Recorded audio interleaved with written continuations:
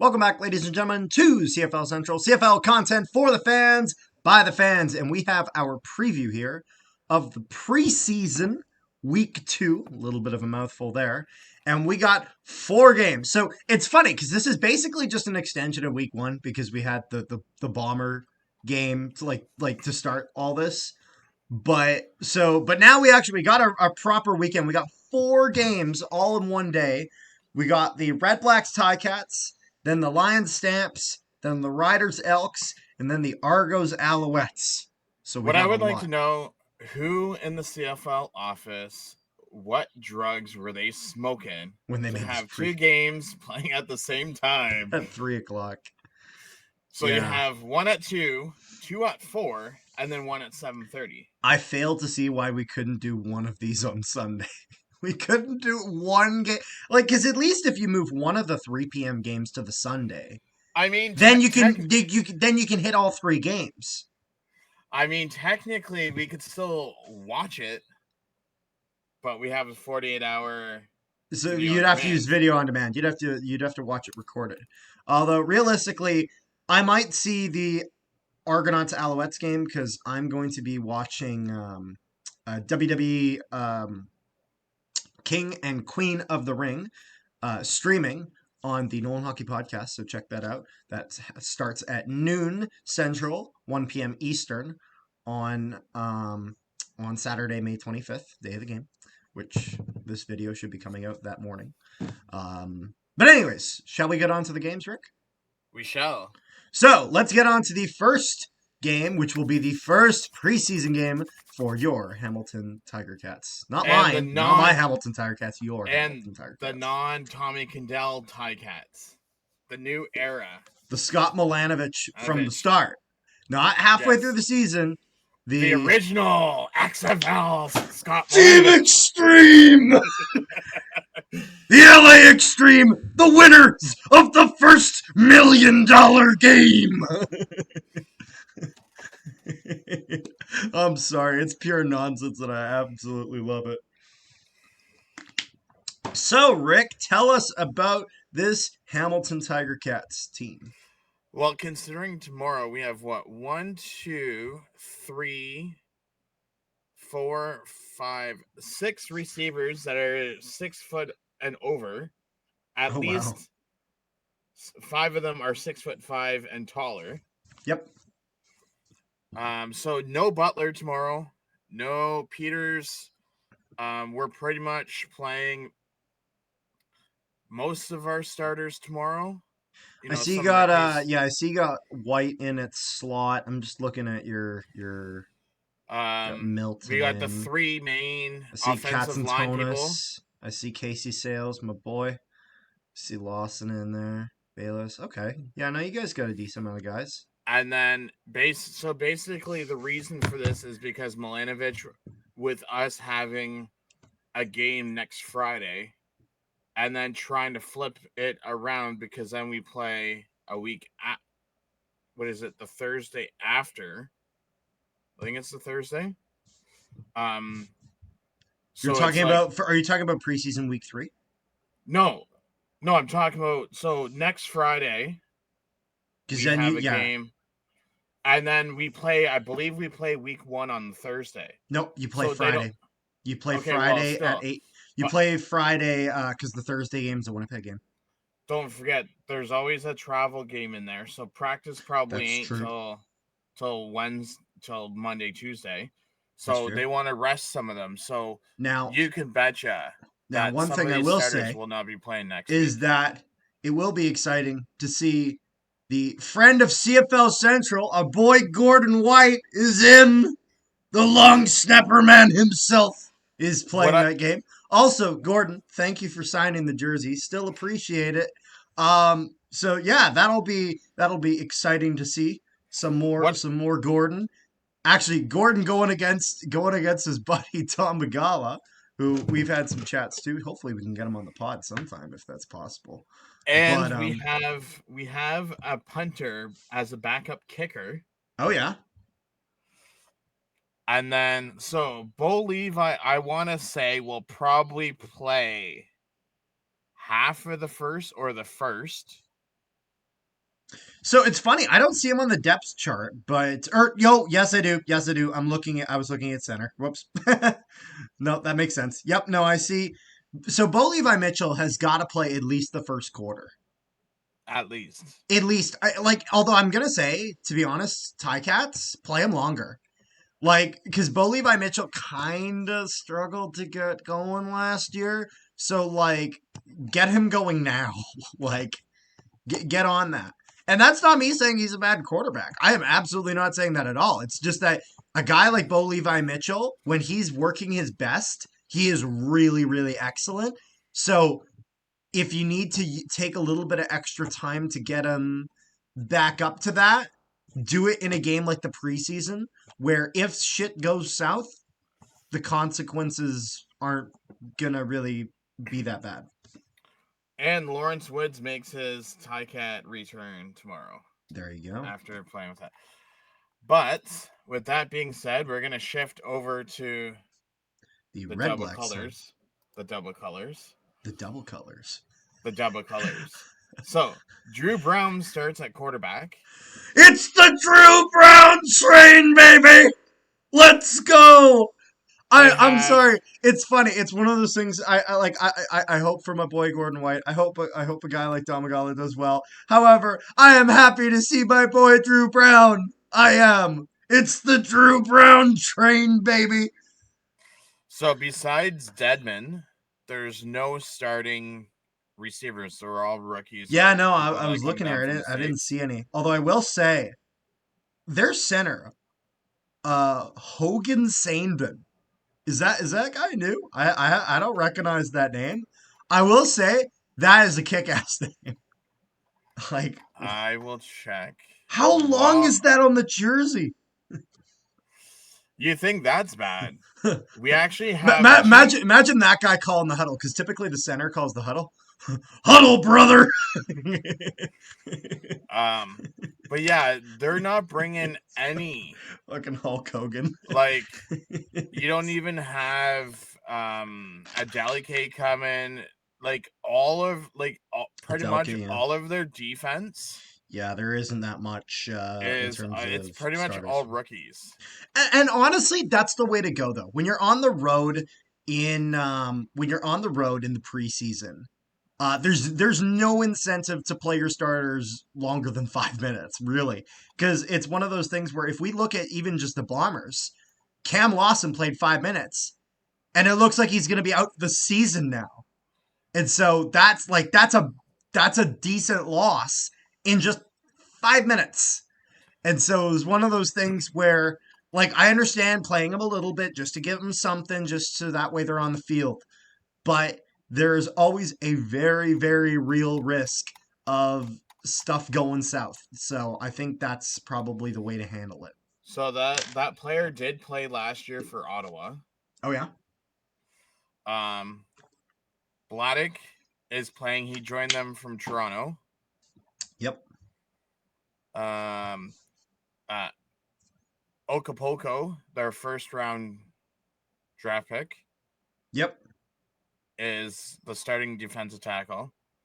The second overall pick, the wide receiver, Mardner, not Matt Mardner, like for the Maple Leafs. Yep. This is Mardner. Yeah. Yeah, there's... Now, it's funny. When it comes to... I'm looking at this depth chart that we're seeing here for the Red Blacks, the one that you sent me. And there's a few things I know. This depth chart is the best and worst depth chart I've ever seen when it comes to the way it was put together, in the sense of I absolutely love how they use colors instead of the little stars and hashtags to distinguish national, American, and global. I love that. That's actually so much easier to follow, and I think the entire rest of the league should follow suit on that. However, I have a strange suspicion that running back Armstead is not number 300. I'm gonna guess he's not number 300. Or wide receiver Bloomfield 790. That's crazy. No, so besides that, It It's going to be a one-sided game tomorrow. I guarantee you that. Yeah, no, it's one of those things where at the end of the day, I think my prediction is going to be with the Ticats, and honestly, I predict the vast majority of the home teams to win these preseason games because they're going to be the only because they'll put in like even though they'll play a lot of rookies, they'll have more starters playing because they want to get a win in front of their home crowd. It makes sense. So my predictions on the Ticats for this one, you? Do I need to go into more details? Yes, you need to give an answer.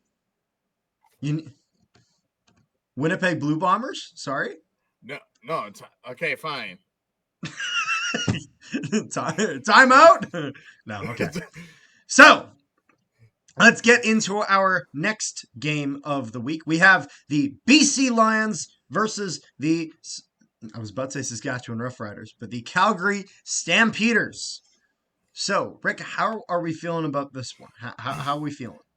Because I mean, Jake Mayer's back. So He's going they to don't play have a Vivis. fullback dressed. Yep. Dolagala is the starting quarterback. You're talking.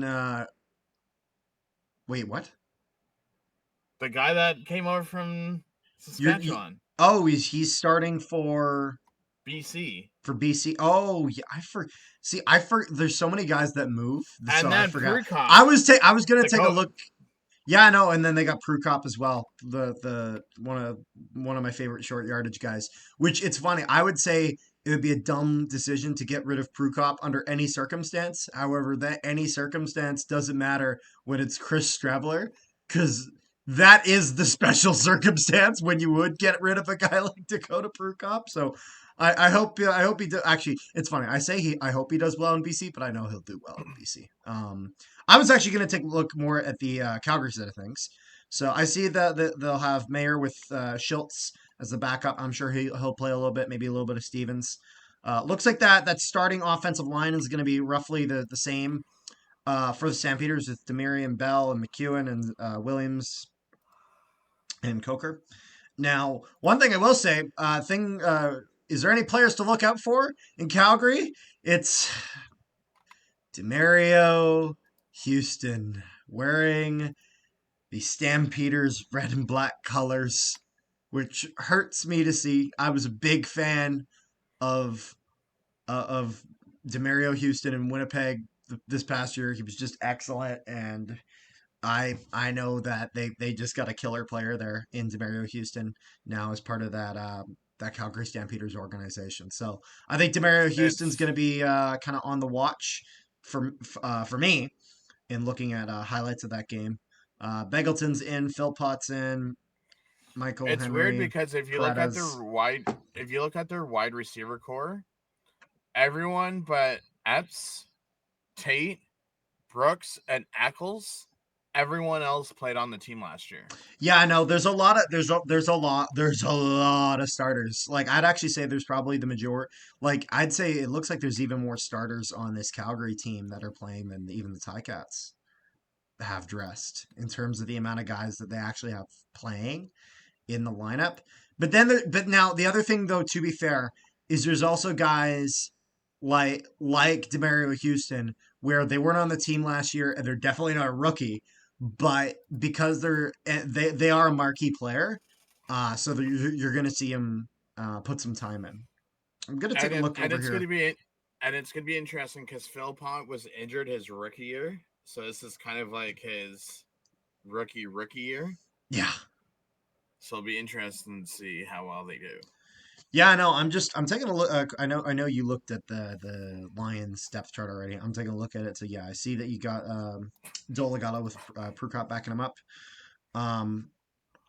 Looks like the O line is complete. Like pretty much. Actually, I shouldn't just say the O line. It looks like almost everyone. There's rookies all over the place. I see Bully over there and Berryhill and Sample. Yeah, no, tons of rookies all over the place, which will be good to see if you're the BC Lions, just kind of getting an idea of who you got in the system and see if there's anyone who sticks out. I think when you're a road team in the preseason, that's the way to go. So my prediction is that these Calgary Stampeders will win this game. I mean, preseason games to fans really don't. I mean, to coaches really don't mean anything. And I can't see BC winning because there's really, Yep. I mean, besides Cotton, who was on the team last year, maybe Grimes, there's really no one that stands out Yeah, no, that's for fair. BC. So I So think I will also be taking Calgary. so. Let's move on to the next game of the week, which is going to be the Saskatchewan Roughriders versus the Edmonton Elks, and it is the return. It's before you answer that, it's actually the Saskatchewan Roughriders playing the Edmonton Argos. The Edmonton, the Edmonton, the Edmonton Elks with McLeod Bethel Thompson after spending some time down in the USFL, now the UFL, as they merged with the XFL. Um, Making his debut for the Edmonton Elks. Trey Ford being snobbed of the spot. But we'll see. We'll see what Chris Jones is do you, cooking. You know, do we'll you see a take problem with this Edmonton depth chart right now? this depth chart is so nauseating to look at. They have 6 quarterbacks dressed for tomorrow. What the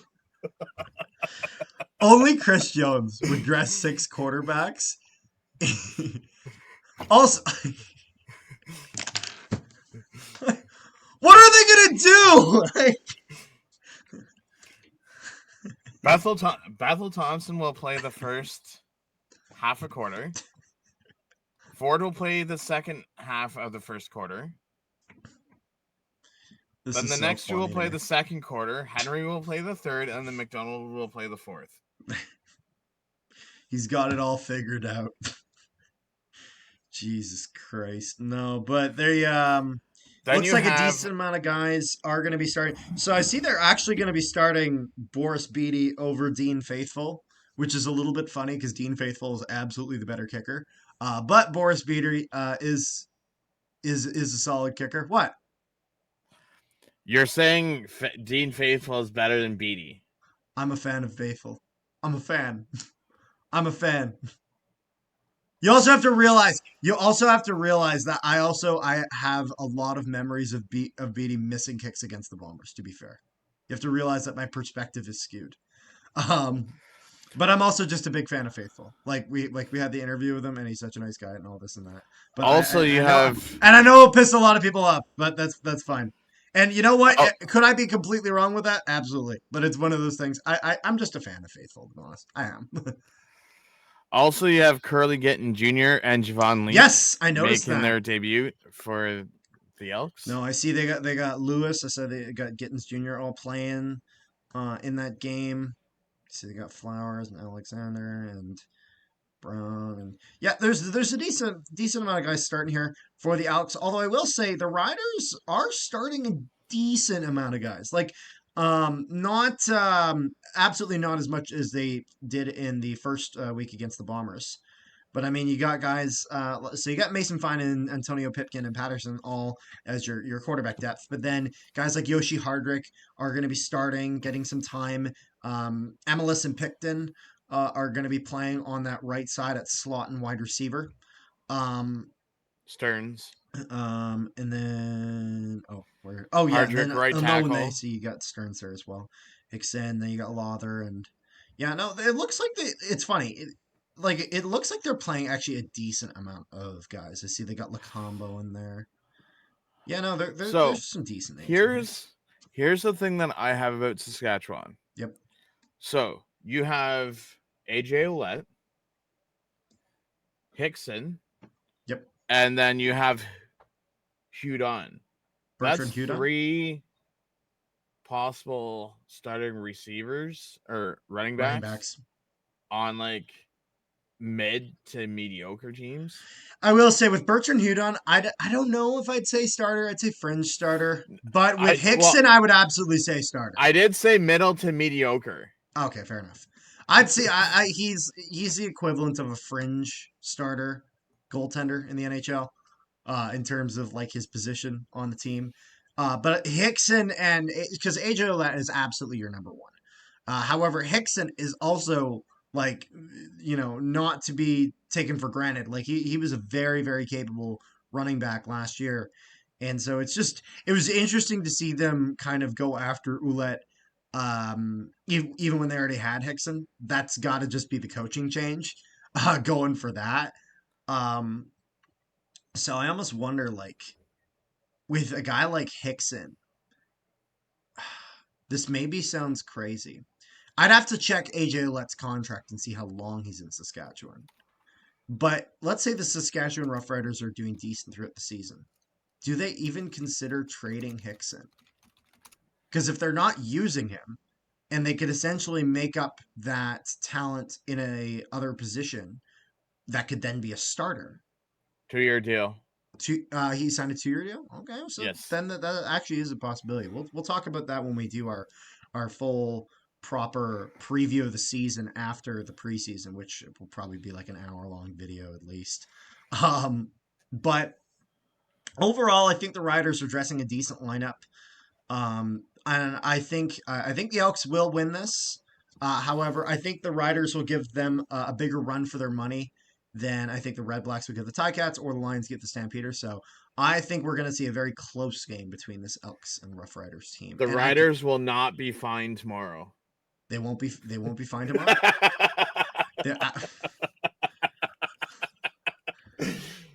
You just can't help yourself because he's playing. No. Can't help yourself. Fair enough. So I'm going with the Elks, but I could understand people going with Saskatchewan just with the amount of starters that they were playing. Listen, who are you going with? The only way that the Riders win is if Patterson gets some touchdowns when he goes in, because Fine's not, Pipkin's not. Nope, that's fair. I think this can be a big game for Hickson. I actually think that will be one of your breakout guys. Hickson and Hardrick, I think, will be your two breakout guys in that game for Saskatchewan. But so we both took the Elks.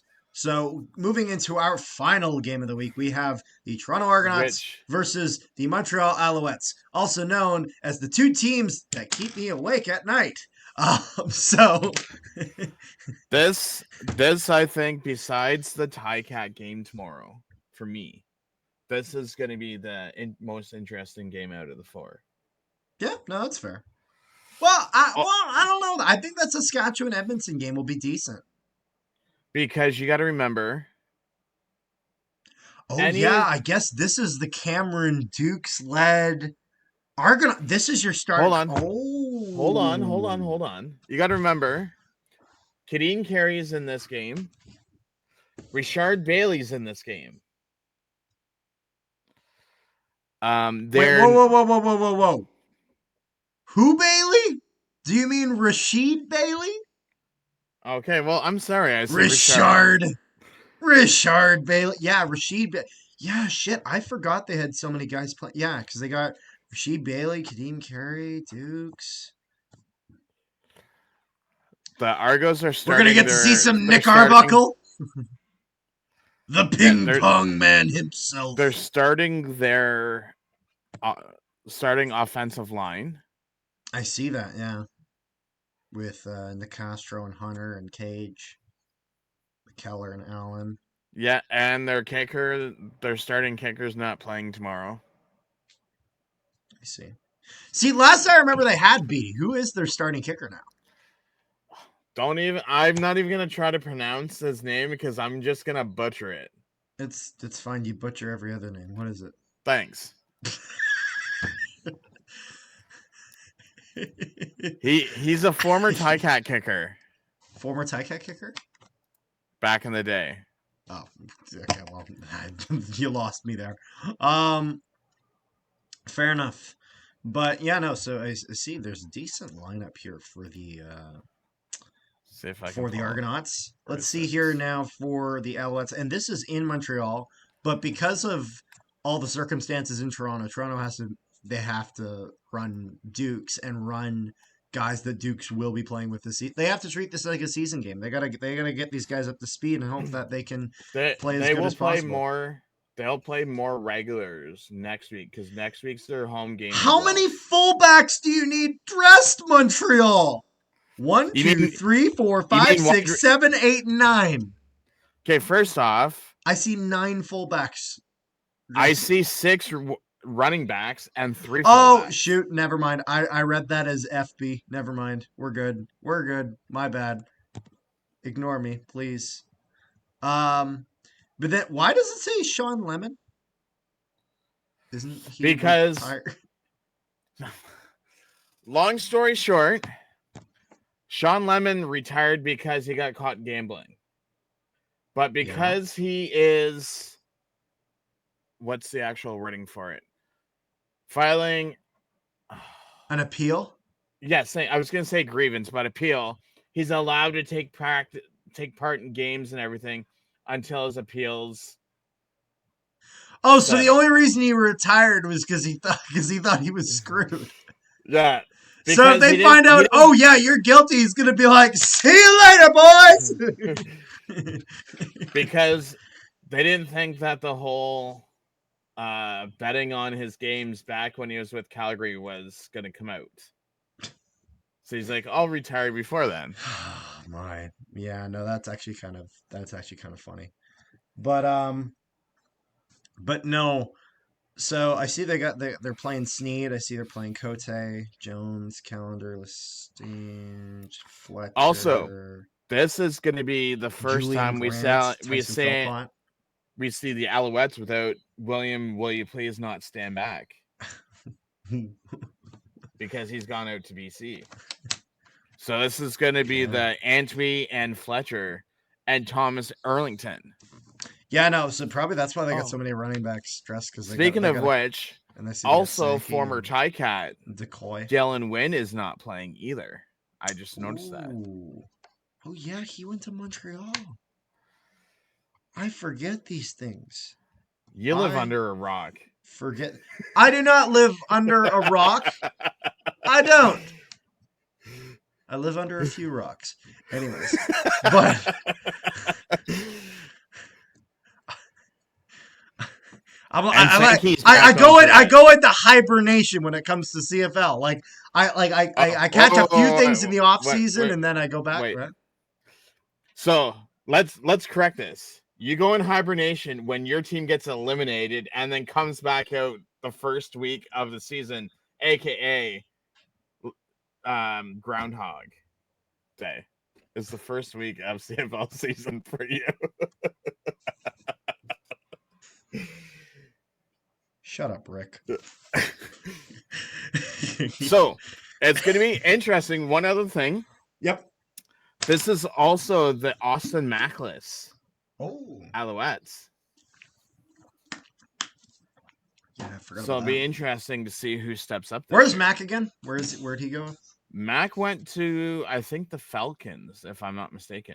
Oh yeah, he went to the NFL. Yeah, no, we did a video on that. No, see, again, I forget all these things because you know what it is? It's because I go from my CFL brain to my NHL brain, and then when I go back to my CFL brain, I gotta like backtrack and like remember all the shit that happened and remember all the signings and all that sort of stuff. Yeah, it's gonna be like, Rick, what happened? When was this? How did this person get on this team? Where was this? There's Austin Mack going to the NFL. It's funny because there was Matthew Betts signing with the Lions, but not the one that BC wanted. But not Alouettes have a linebacker by the last name of Monday.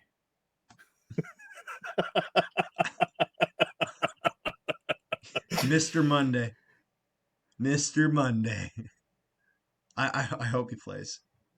You know that like he's the second linebacker on the. Oh, I know. I'm just like that if he like has like a breakout season, the social media admin of the Alouettes is just gonna be losing their mind. They're gonna be like, yes, all the captions and shit I can make from this. Trust me, I've already had someone that I'm not gonna name names. I will have to tell you offline because I don't want our channel to get canceled. Oh. There's a certain person that wants me to get a certain Saskatchewan jersey with a certain person's name on it. That's a new player this year. But I cannot mention his last name because it's disgraceful, and I'll tell you after the video. I think I know the last name. Is it the announcer's worst nightmare? Yes. Okay, we're thinking of the right guy. We're thinking of the right guy. Yeah, no, I remember when they signed him, and the comment section's like, "Oh, I can't wait to see the announcers go for this one." I was about to, no, I know exactly. I know exactly who you're talking about. Number 59. Um, but anyways, so how like who do we think wins this Alouettes versus Argonauts game? Because I actually think the Argonauts have a decent chance here. It's not guaranteed, but their chance Well, is decent. it all depends on That Bailey Dukes connection is going to go well. I want to say it all depends of how much Fajardo plays. That's fair. Because I mean, if we have 3/4 of Caleb Evans, then Toronto, you got yourselves a preseason win. Well, no, because not all games can be played on Dukes, but also if Dukes has a horrible game tomorrow, But does that Dukes mean is that also, Arbok they're going to is... prioritize Dukes. He needs the time. No, but I mean, if Dukes does not do well tomorrow, Yep. that's going to put a lot of people's minds saying Arbuckle should be our starter. Because right now, as we sit today, and I kid you not... Did you just utter those 5 words? What? Arbuckle should be our starter? Bold take. It's no. I'm saying no. I'm just going by with what I've heard out there. Well, honestly, if I'm Toronto and Cameron Dukes doesn't work, trade for someone. Go to Edmonton. And be like, you got Trey Ford and Bethel Thompson. You don't need them both. There's also a corn dog that's out there too. Oh, there you go.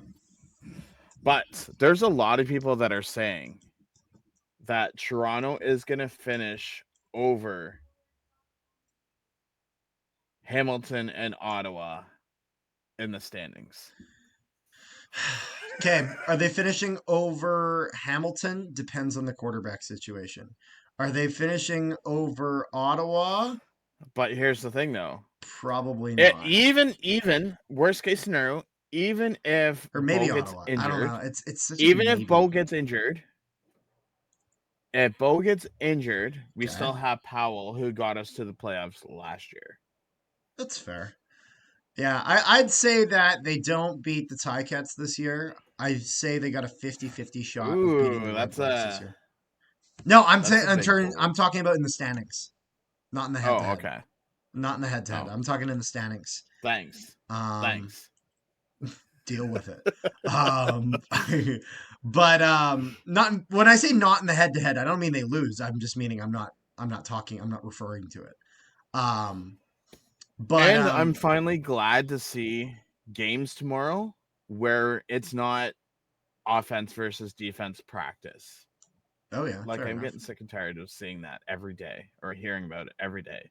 Like I wanted to see some hard crunching, body breaking, going through tables, going through offensive lines, defensives, quarterback sacks.